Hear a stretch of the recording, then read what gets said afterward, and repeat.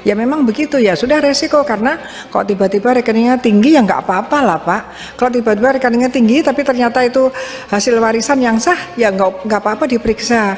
Karena takutnya ada yang tiba-tiba tinggi dan memang betul-betul itu hasil kejahatan. Jadi hukum kan gitu, jadi hukum lebih banyak kepada melindungi kepentingan yang terbesar daripada kepentingan yang kecil.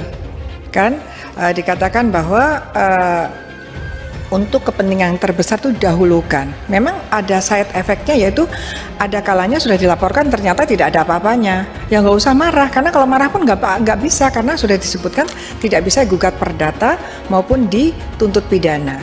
Karena kita demi kebaikan. Gitu Pak Arteria, aja nggak apa-apa kan? Bapak kalau apa memang uang Bapak banyak ya ternyata halal, ya udah nggak masalah kan. Kalau haram baru ngeri. Pencucian uang adalah segala perbuatan yang memenuhi unsur-unsur tindak pidana sesuai dengan ketentuan dalam undang-undang. Definisi yang tidak menerangkan dan tidak mendefinisikan. Jadi, ada perbuatan-perbuatan yang termasuk juga mencuci uang, tapi tidak bisa dipidana. Kalau dari definisi pasal 1 ayat 1 itu, Pak dan Ibu narasumber.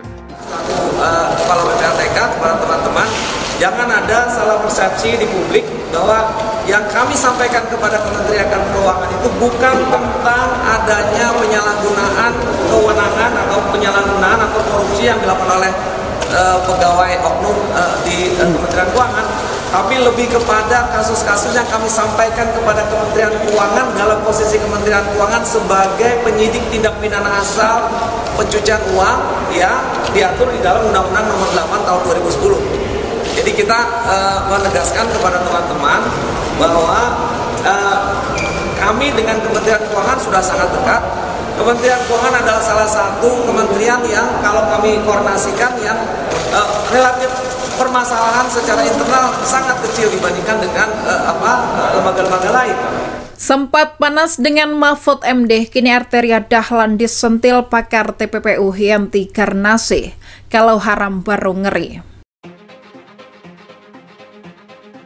Ramainya isu transaksi janggal 349 triliun rupiah membuat Komisi 3 DPR RI mengundang pakar TPPU Yanti Garnasih pada Kamis 6 April 2023. Anggota Komisi 3 DPR RI fraksi PDIP Arteria Dahlan bertanya terkait tahapan penyelidikan kasus TPPU.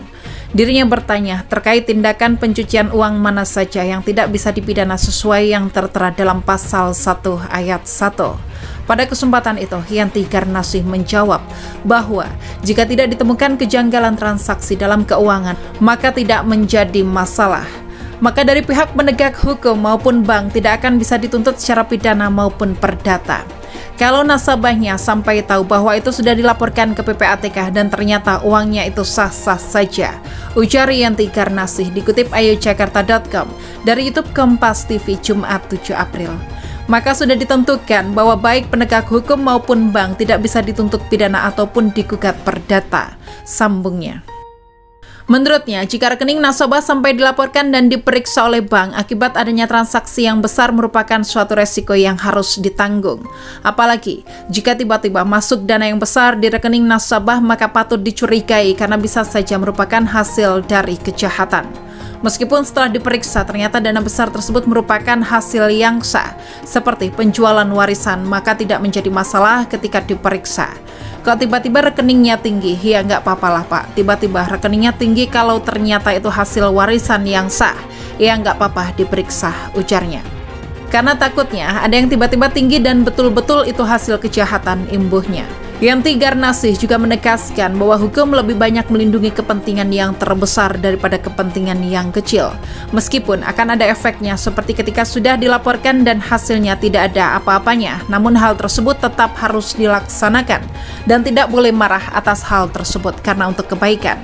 Ya nggak usah marah, kalau marah pun nggak bisa, disebutkan tidak bisa digugat perdata maupun dituntut pidana karena kita demi kebaikan, ujar pakar TPPU.